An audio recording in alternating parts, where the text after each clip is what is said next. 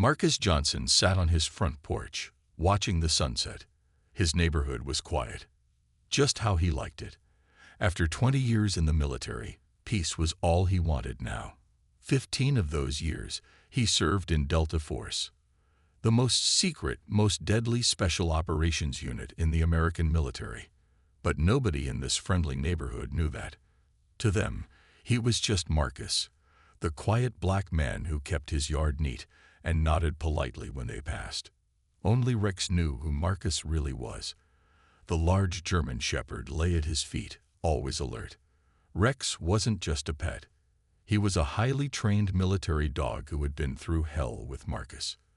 The dog could understand commands in 5 different languages and had saved Marcus's life twice in countries most Americans couldn't find on a map. "Ready for dinner, boy?" Marcus asked, standing up from his chair. Rex jumped up immediately, ready to follow. In the kitchen, Marcus prepared food for them both. His movements were precise and efficient, habits from years of training that never went away. While Rex ate, Marcus looked at the old photo on his fridge. His Delta Force team, faces serious, standing in a desert somewhere. Only 3 of them were still alive. That night, Marcus slept soundly until Rex woke him with a low growl at 2 a.m. Someone was walking near the house. Marcus didn't turn on any lights. He moved silently to the window, staying in the shadows. Just a teenager cutting through his yard. Nothing serious. But Rex had done his job perfectly. This was why Marcus felt safe enough to sleep deeply most nights. "Good boy," he whispered, patting Rex's head. The dog immediately relaxed and returned to his bed in the corner. The next morning, Marcus took Rex for their usual 5-mile run. Marcus was 45 years old now, but he still moved with the strength and stamina of men half his age. Some habits never died. Staying ready was one of them. Mrs. Jenkins from across the street waved as they returned. "Morning, Marcus. That's some dog you've got there." "Morning, ma'am," Marcus replied with a smile that didn't quite reach his eyes. He was polite, but never let anyone get too close. Too many secrets. Too many things he could never talk about. After breakfast, Marcus worked in his garage. He fixed old cars as a hobby now. It kept his hands busy and his mind quiet. Rex lay nearby, watching every move. Sometimes Marcus talked to Rex about the past, the missions, the friends they'd lost, the things they'd seen. Rex was the only one who knew what Marcus had done for his country. Later that afternoon, Marcus noticed a police car driving slowly down his street.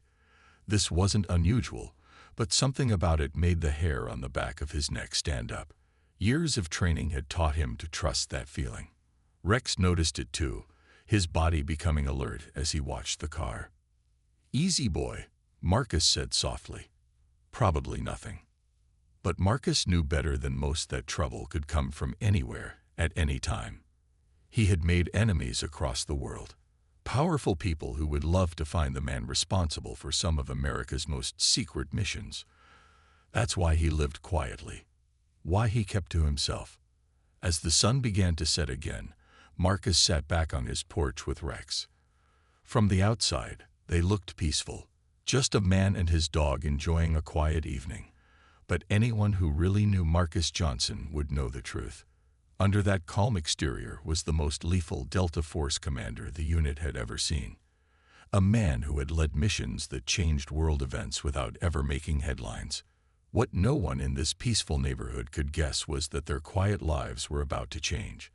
All because of a single mistake, a moment of fear, and a dog named Rex who meant everything to a man who had already given everything for his country. The next day started like any other for Marcus.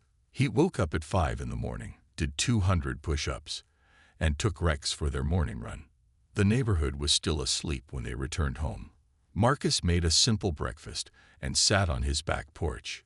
Rex lay at his feet, always watching, always alert. Marcus planned to grill some chicken for dinner.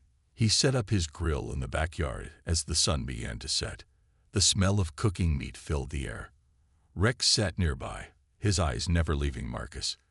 This was their quiet life now, so different from the chaos they once knew.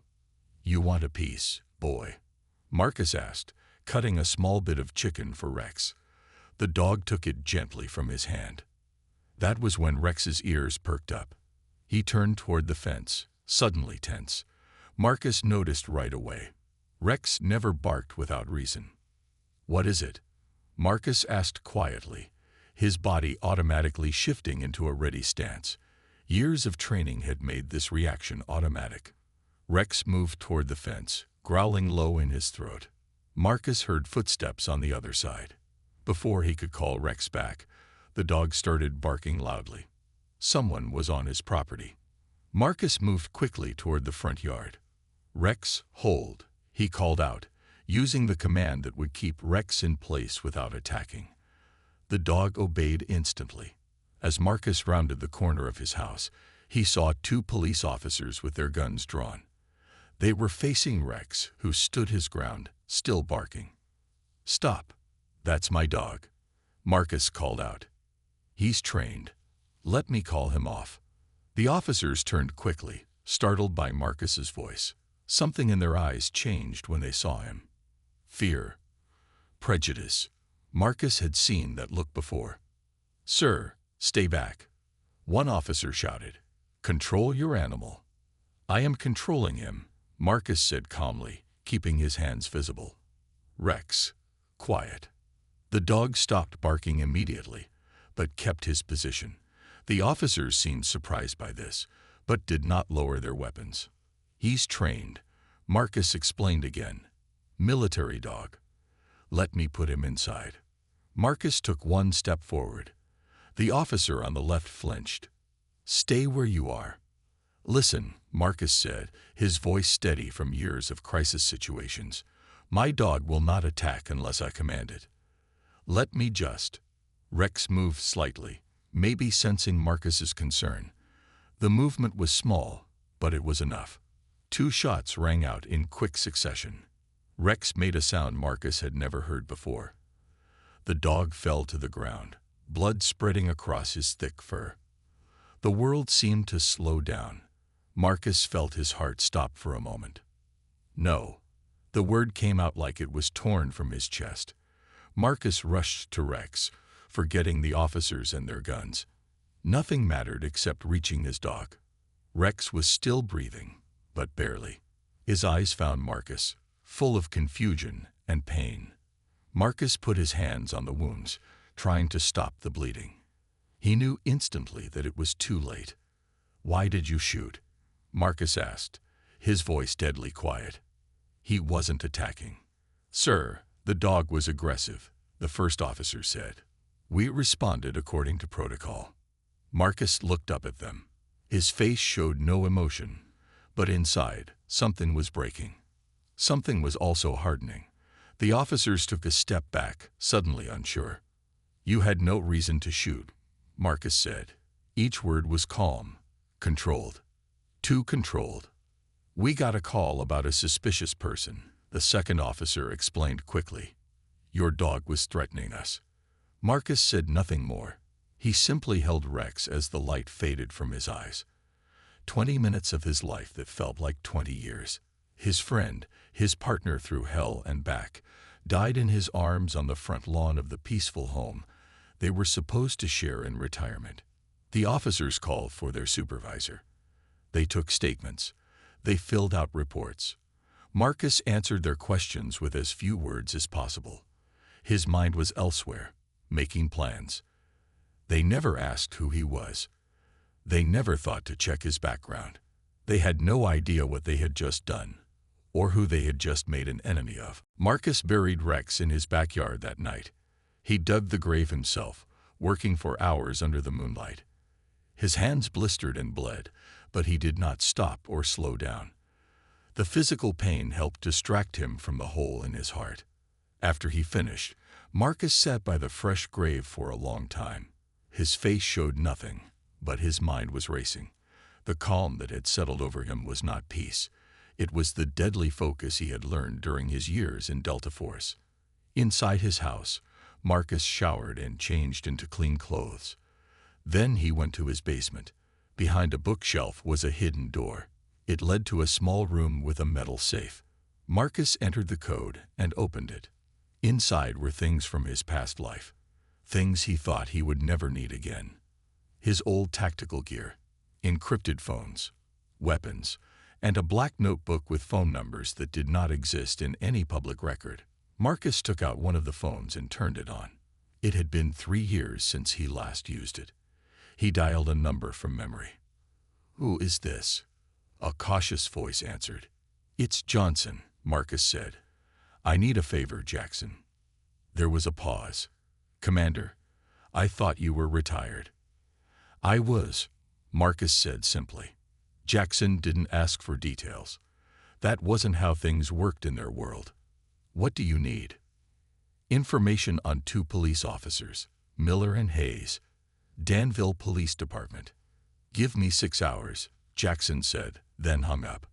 Marcus put the phone down.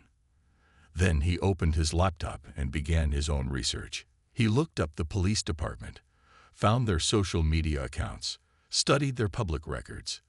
By morning, he had learned many things about Officers Miller and Hayes. Both had been on the force for 8 years. Both had complaints filed against them for excessive force. All complaints had been dismissed. They always worked together. They patrolled the east side of town, where more black and brown people lived. At 6 in the morning, the encrypted phone rang. "You were right to call me," Jackson said without greeting. "These 2 have a history. 5 complaints of excessive force against minorities in the last 3 years. No disciplinary action taken. The chief protects them. They're part of his special task force." "Send me everything," Marcus said. "Already did. Encrypted file on your secure email." Jackson paused. "What are you planning, Commander?" "Justice," Marcus said, and ended the call. Marcus spent the day planning. He mapped the officers' routes, found their addresses, learned their schedules. The training that had made him the most effective Delta Force commander was now focused on 2 local police officers who had no idea what was coming. That evening, Marcus drove to Officer Miller's house. He parked a block away and watched. Miller lived alone in a small house with a large TV visible through the front window. Marcus watched him eat dinner, drink 3 beers, and fall asleep on his couch. It would be so easy to enter that house, to end this now. But that wasn't Marcus's plan. Death was too quick, too easy. What Marcus wanted was justice, and justice required more than violence. Marcus returned home and opened his laptop again. He found the police department's internal server. Most people would find it impossible to access, but Marcus had been trained by the best hackers in the military. Within 2 hours, he was inside their system. He downloaded all the files on Miller and Hayes, every report they had filed, every complaint against them, every message they had sent on the department system. The truth of who they were was all there in black and white. Next, Marcus checked their personal lives. Miller had money problems. 3 credit cards maxed out. Hayes had anger issues. 2 ex-wives with restraining orders. Both men had weaknesses, pressure points that could be pushed. As the sun began to rise, Marcus finally went to bed, but he did not sleep. He lay awake, thinking of Rex, thinking of all the people these officers had hurt, thinking of how easy it would be for them to hurt someone else. Marcus had spent his life protecting his country from threats. Now he saw a new threat. Not foreign terrorists, but men with badges who abused their power. Men who killed without consequence. By morning, his plan was set. It would start tomorrow. And Officers Miller and Hayes would soon learn that some mistakes come with consequences they never imagined. Officer Brendan Miller woke up late for his shift. His alarm had not gone off. Strange, since he always set it the night before. He rushed to get ready, skipping breakfast. When he went to start his car, nothing happened. The engine was dead. What the hell? Miller kicked his tire in anger. He would have to call for a ride. His partner Hayes would be mad about being late again. Miller did not notice the small device attached under his car. He did not see the figure watching from 2 blocks away. Marcus Johnson lowered his binoculars and made a note in his small black book. Then he drove away silently. Across town, Officer Thomas Hayes was having his own problems. His home security system kept going off for no reason. 3 times that morning, the alarm had sounded. Each time, Hayes found nothing wrong. No doors open, no windows broken, nothing out of place. He called the security company in anger. They found nothing wrong with the system. Hayes finally turned it off completely before leaving for work. He did not know that Marcus had been inside his house while he slept. Marcus had studied the security system and knew exactly how to trigger false alarms. He wanted Hayes on edge before the real pressure began. At the police station, both officers met for their shift. They were in bad moods already. "My car wouldn't start," Miller complained. "Had to get an Uber here." "My alarm system is going crazy," Hayes said. "Kept me up all night." Neither man connected their problems to the incident with the dog 2 days ago. Why would they? It was just a dog, just another day on the job. They had already forgotten about it. But Marcus had not forgotten. He watched the police station from his car across the street. When Miller and Hayes left in their patrol car, Marcus followed them at a safe distance. He knew their usual route, knew where they liked to stop for coffee, knew when they took breaks. While the officers were inside a coffee shop, Marcus approached their patrol car. He moved with confidence, looking like he belonged there. Anyone watching would think he was just another officer. In 30 seconds, he was done and walking away. No one had noticed a thing. When Miller and Hayes returned to their car, everything seemed normal. But as they drove, small problems began. The radio kept cutting out. The computer system reset itself.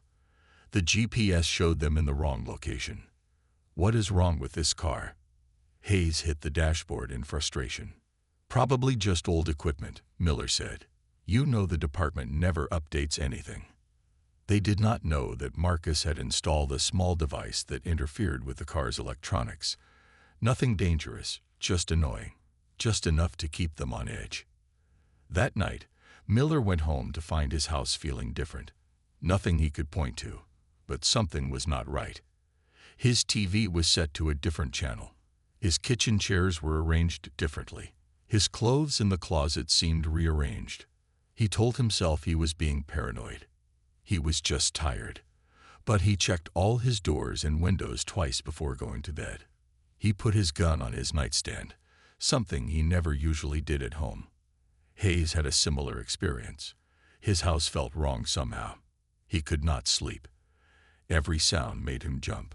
He kept thinking someone was watching him. But when he looked out his windows, the street was empty. What Hayes did not know was that Marcus was indeed watching.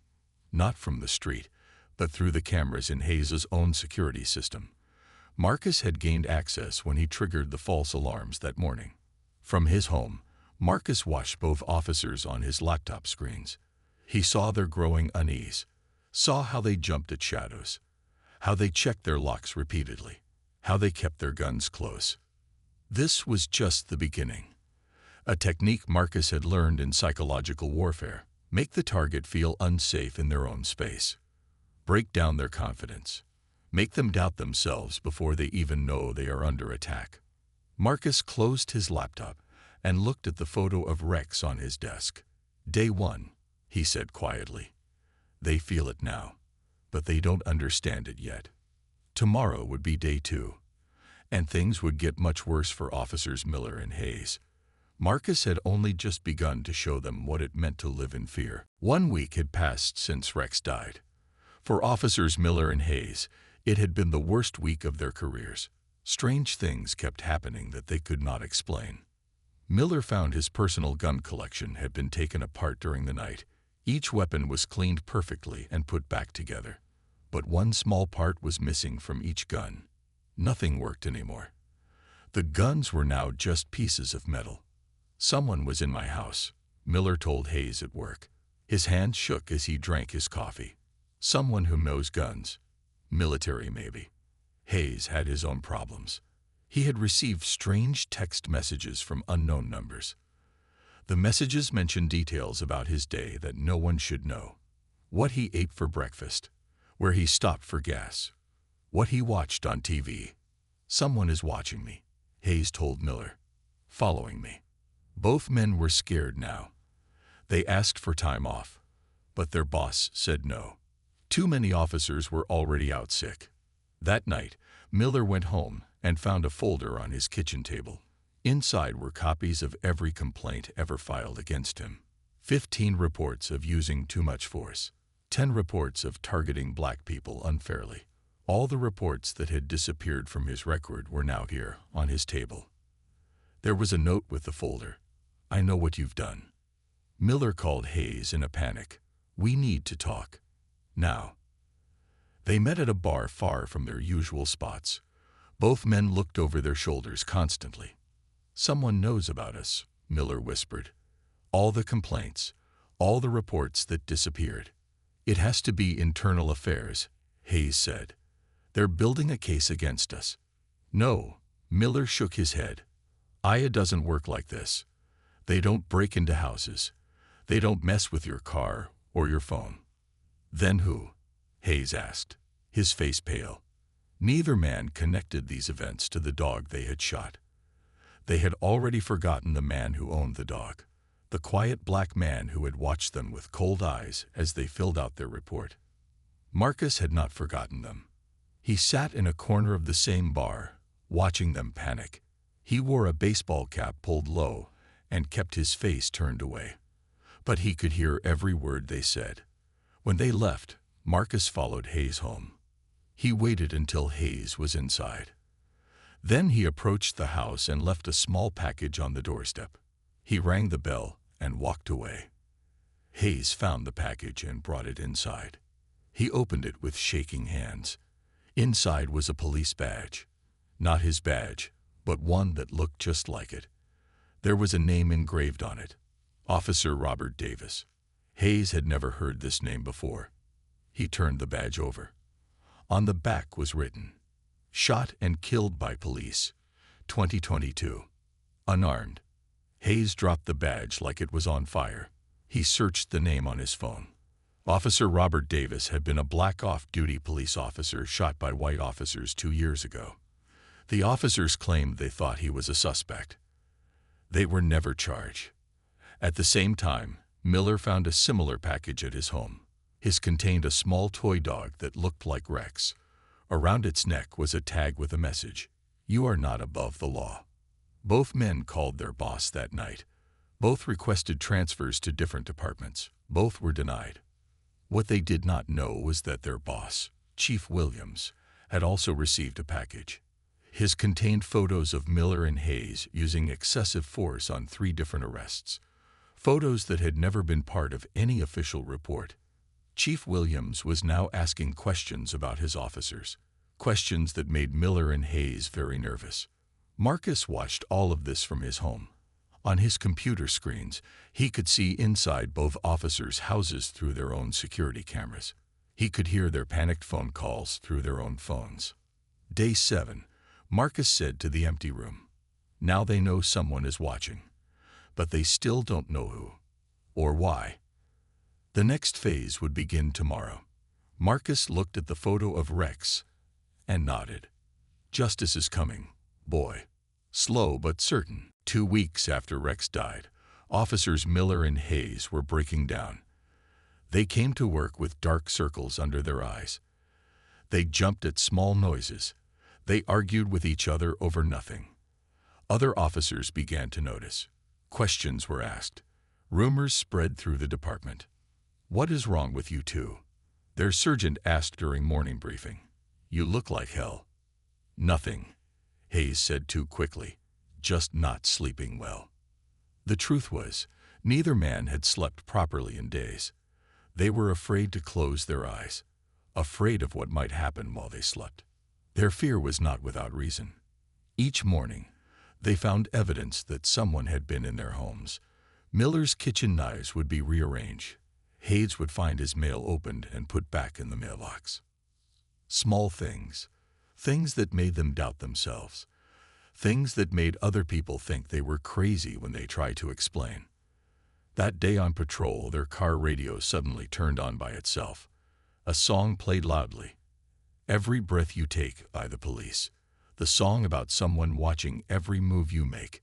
Hayes tried to turn it off, but the volume only increased. The dispatcher's voice came through, asking if everything was okay. Hayes could not explain what was happening. When they returned to the station, the chief called them into his office. His face was serious as they sat down. "I received some interesting files yesterday," Chief Williams said. He pushed a folder across his desk. "Files about you two."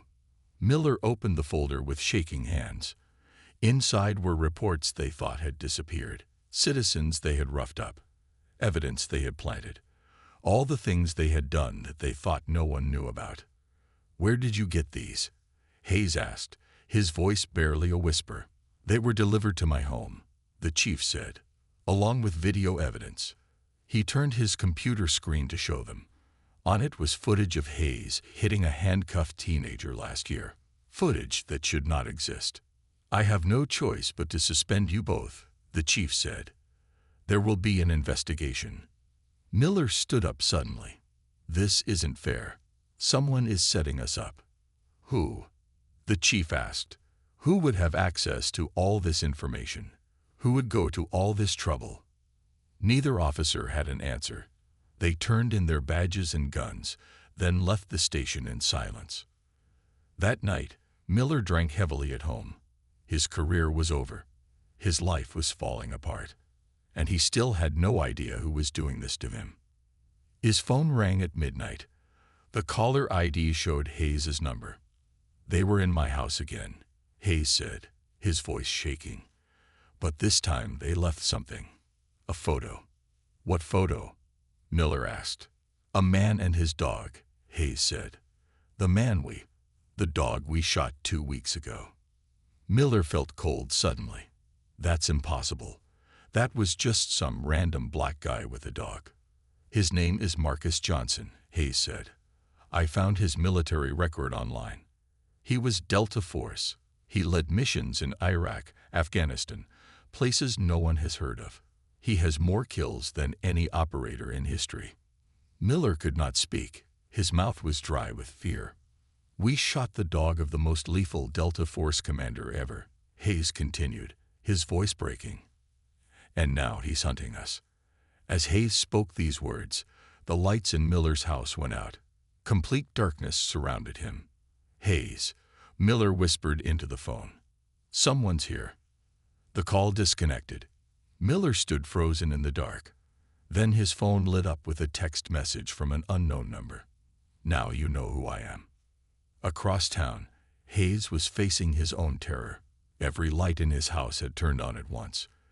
Every TV, every radio, all playing at maximum volume. He could not turn anything off. Then all the noise stopped suddenly. In the new silence, Hayes heard footsteps on his roof. Slow, deliberate steps moving across the ceiling above his head. Both men had finally realized who their tormentor was, but the knowledge brought no comfort. If anything, it made their fear worse, because now they knew they were not dealing with a random citizen seeking revenge. They were being hunted by a man who had hunted terrorists across the world, a man trained in the art of psychological warfare, a man who had lost the one thing he loved because of their mistake. As Miller stood shaking in his dark house, and Hayes listened to the footsteps above him, both men came to the same terrible realization. This was only the beginning of their nightmare. 3 weeks had passed since Rex died. The local newspaper ran a front-page story. 2 officers suspended amid misconduct allegations. The article mentioned evidence of excessive force and racial bias. It did not name who had provided this evidence. Marcus read the paper at his kitchen table. His face showed no emotion, but inside he felt the first small sense of justice. Miller and Hayes were suspended without pay. An investigation had begun, but it was not enough. Not yet. His phone rang. It was Jackson, his old Delta Force teammate. "Commander, we need to talk," Jackson said. "I've been looking deeper into these officers like you asked. There's more." Marcus drove to a quiet diner 30 miles from town. Jackson was waiting in a back booth. He looked exactly as Marcus remembered him, except for a few more gray hairs. "Good to see you, Commander," Jackson said as they shook hands. "Not Commander anymore," Marcus reminded him. "Just Marcus now." Jackson slid a folder across the table. "You might want to be Commander again after you see this." Marcus opened the folder.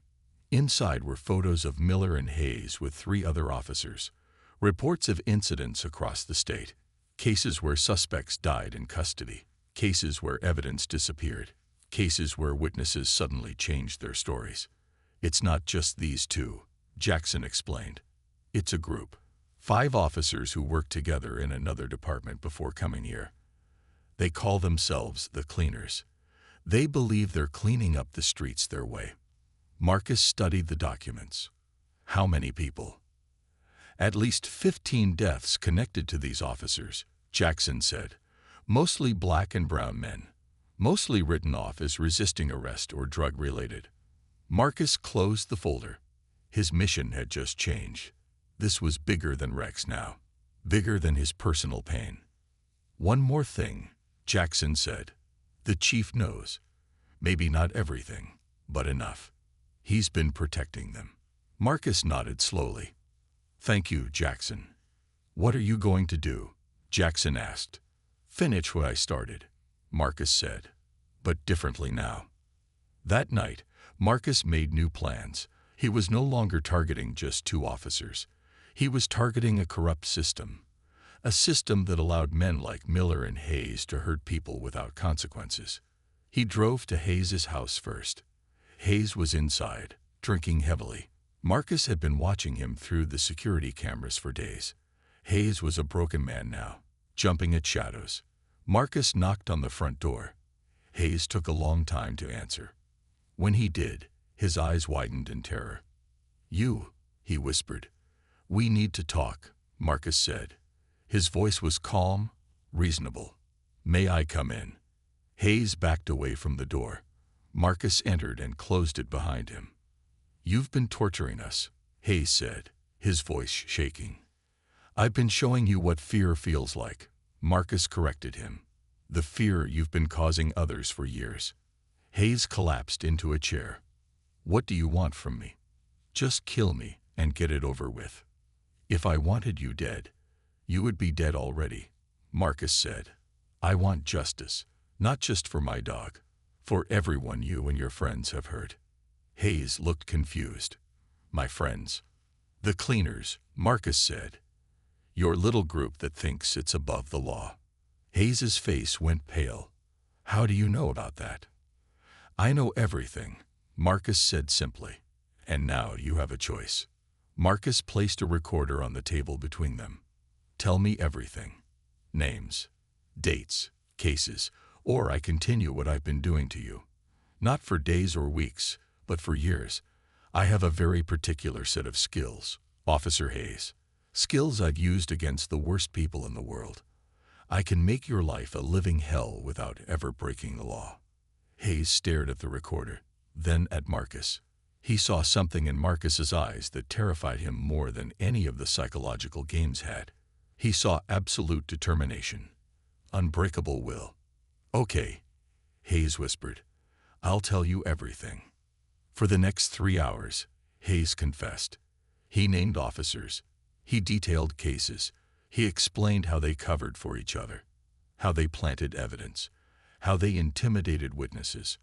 When he finished, Marcus stood up. "Tomorrow, you'll tell all this to the FBI. I've arranged a meeting." "They'll kill me," Hayes said. "I'll make sure they don't," Marcus promised. "One last question. Who called in the report about a suspicious person in my neighborhood that day?" Hayes looked down. "Miller. He saw a black man in what he called a nice neighborhood and decided you didn't belong there." Marcus nodded. That was all he needed to know. As he left Hayes's house, Marcus felt no satisfaction, only a grim determination to finish what he had started. Not with fear or intimidation anymore, but with truth, the most powerful weapon of all. The FBI arrived in town the next day. 6 agents in dark suits who set up in a conference room at the local hotel. Hayes was the first to speak with them. He talked for 5 hours straight. Marcus watched from across the street. His work was changing now, moving from shadows into light, from personal revenge to public justice. Miller was picked up next. Unlike Hayes, he refused to talk at first, until the agents showed him Hayes's recorded statement, until they showed him the evidence Marcus had gathered. By evening, 3 more officers had been brought in for questioning. The chief was placed on administrative leave. The local news was calling it the biggest police scandal in the state's history. Marcus returned home and sat on his porch. The same porch where he and Rex had spent quiet evenings together. He felt empty now. The anger that had driven him was fading, leaving a hollow space inside. His phone rang. It was Jackson. "It's happening, Commander," Jackson said. "The whole department is being investigated. The FBI is talking about federal charges." "Good," Marcus said quietly. "There's something else," Jackson continued. "Word is getting out about what you did. Other people are calling. People with stories about police abuse in other cities. They're asking for help." Marcus said nothing for a long moment. "I'm not a vigilant, Jackson." "No, you're not," Jackson agreed. "But you are a leader. You always have been." That night, Marcus could not sleep. He kept thinking about what Jackson had said, about the people calling for help, about the skills he had that could make a difference. He went to his basement and opened his laptop. He began searching for information about police misconduct across the country. The patterns were clear once he knew what to look for. The same problems existed everywhere. By morning, Marcus had made a decision. He created a new encrypted email account. He sent messages to 5 former Delta Force operators he trusted completely. Men like Jackson who had served under his command. Men who believed in justice as strongly as he did. 3 days later, they met at Marcus's house. 5 of the most highly trained soldiers in the world, now retired to civilian life. They sat in Marcus's living room and listened as he explained what had happened to Rex, what he had discovered about the police department, what he planned to do next. "This isn't a military operation," Marcus finished. "I'm not asking you to break laws or hurt anyone. I'm asking you to help me gather information, to use your skills to expose corruption, to protect people who can't protect themselves." "Like a task force," Jackson said with a small smile. "More like a watchdog group," Marcus corrected. "Working in the shadows to bring things into the light." One by one, they agreed. They had all seen injustice in the world, had all felt powerless at times since leaving the service. This gave them purpose again. That same day, the FBI made their first arrests. Miller, Hayes, and 3 other officers were led out of the police station in handcuffs. The chief was arrested at his home. The charges included civil rights violations, evidence tampering, and conspiracy. Marcus watched the news coverage with his former teammates. His face showed no emotion, but inside he felt something unlock. A first small step toward healing. "What about the dog?" one of his teammates asked. "Your Rex? Is this enough justice for him?" Marcus looked at the photo of Rex on his wall. "It's a start," he said quietly, "but there's more work to do." That evening, Marcus visited Rex's grave in his backyard. He placed his hand on the small marker he had made. "We're doing good work now, boy," he said softly. "Work that matters. Work that would make you proud." As he stood there, Marcus heard a noise at his front gate. A woman stood there with a German shepherd on a leash. The dog looked at Marcus with intelligent eyes that reminded him of Rex. "Mr. Johnson," the woman called. "My name is Sarah. I run a rescue for retired military and police dogs. This is Max. He needs a home, and I heard you might be the right person." Max pulled gently on his leash, trying to move toward Marcus. His tail wagged slowly. Marcus looked from the dog to Rex's grave, and back again. Maybe this was part of healing too. Not replacing Rex, but honoring his memory by giving another dog a home. "Come on in," Marcus said, opening the gate. "Let's see if Max and I might be a good fit for each other." As the dog approached, Marcus knelt down and let him sniff his hand. Max licked his fingers, then sat down in front of him, waiting for commands. "He's already trained," Sarah explained. "He served 2 tours in Afghanistan. His handler died, and he needs someone who understands both his military background and his loss."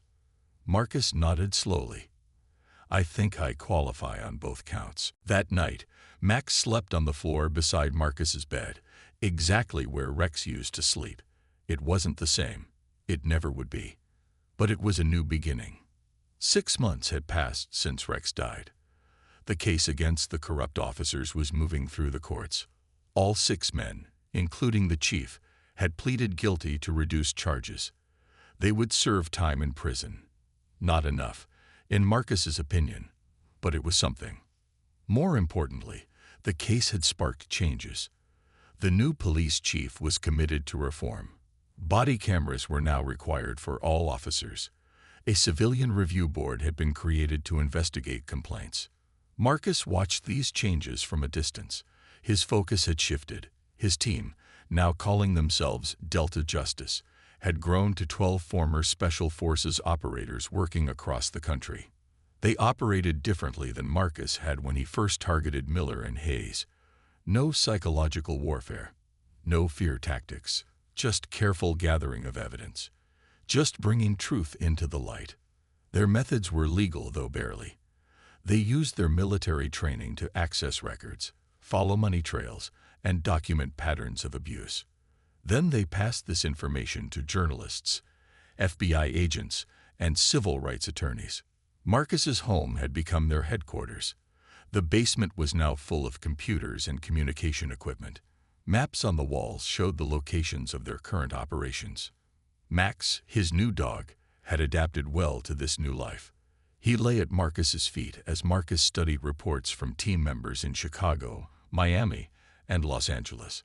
Jackson entered the room with coffee for them both. "Commander, you should see this." He handed Marcus a newspaper. The headline read, "Police Reform Bill Passes After Scandal." The article mentioned their town as the catalyst for statewide changes in police training and accountability. "You did this," Jackson said. "You started something important." Marcus shook his head.